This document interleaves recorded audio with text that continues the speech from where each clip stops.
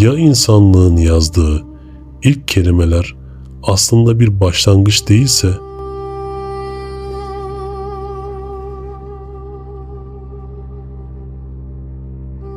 Ya bu tabletler yeni bir çağın şafağı değil de tükenmekte olan bir zamanın son tanıklığıysa? Irak'ın güneyindeki sessiz çöllerde kumun ağırlığı tarihin üzerine örtüyor. Ancak bu yıkılmış duvarların ve rüzgarın süpürdüğü ovaların altında on binlerce kil parçası nefesini tutmuş bekliyor.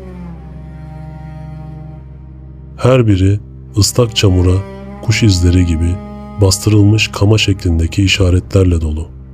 Biz buna çivi yazısı diyoruz.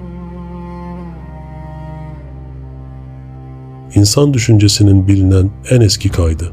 Ama bu tabletlerde tuhaf bir sorun var. Çünkü bunlar bir başlangıç gibi okunmuyor. Her şey 1800'lerin sonunda başladı.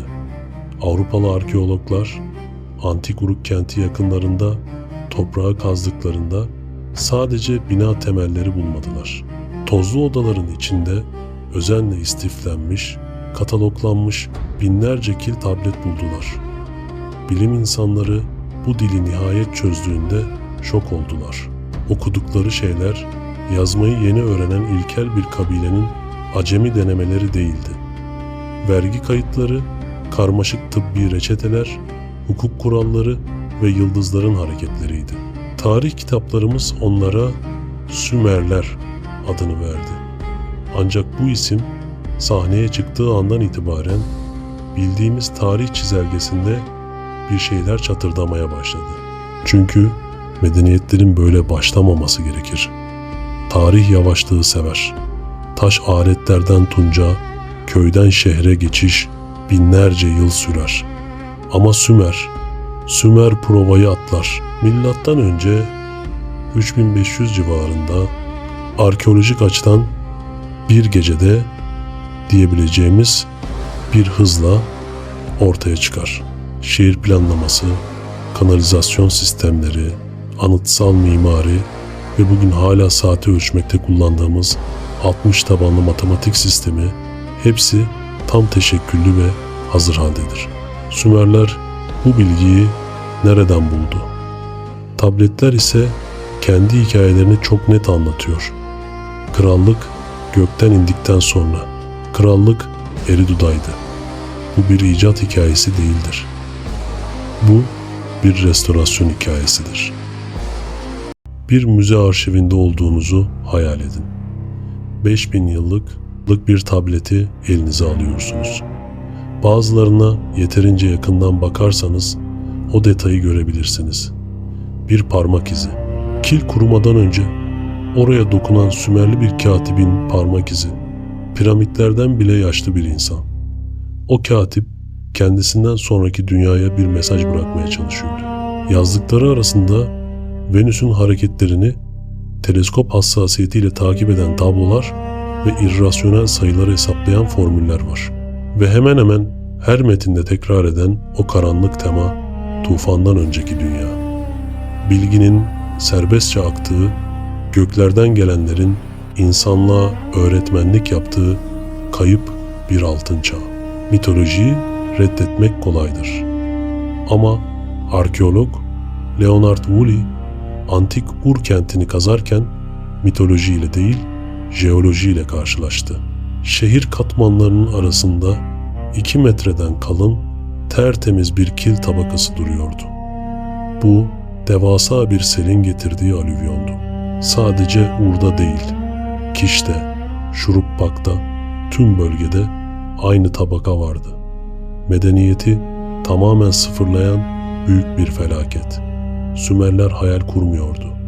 Onlar belgeliyordu.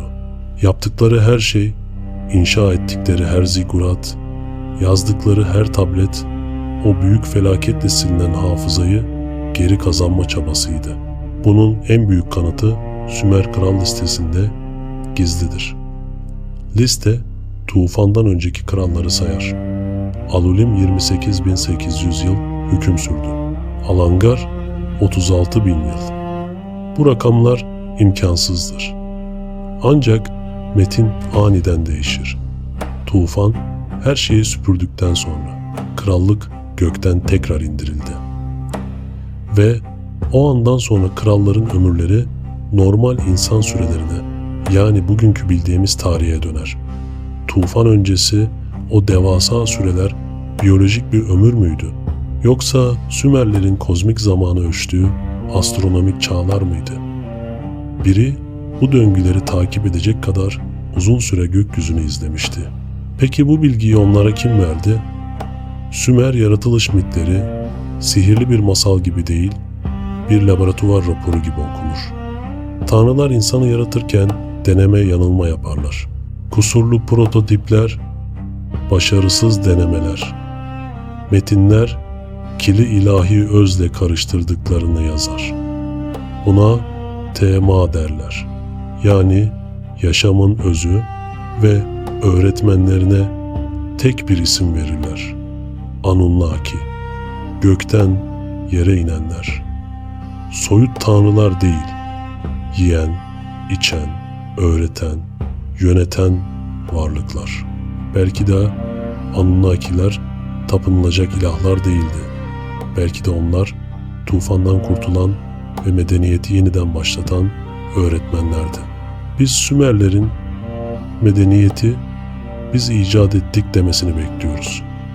Onlar ise ısrarla hayır, biz sadece restore ettik diyorlar. Müze arşivlerinin karanlığında bekleyen binlerce tablet henüz okunmamış hikayelerle dolu ama o kilin üzerindeki parmak izi 6000 yıl öncesinden bize uzanıyor. Tarihin bir başlangıç değil, bir hatırlama eylemi olduğunu fısıldıyor. Belki de artık onları dinleme vaktimiz gelmiştir. Sizce Sümerler tarihi yeniden mi yazdı, yoksa sadece hatırladı mı? Düşüncelerinizi yorumlarda bizimle paylaşın. Kadim dünyanın diğer sırlarını araladığımız yeni videoları kaçırmamak için Kadim Milletlere abone olun.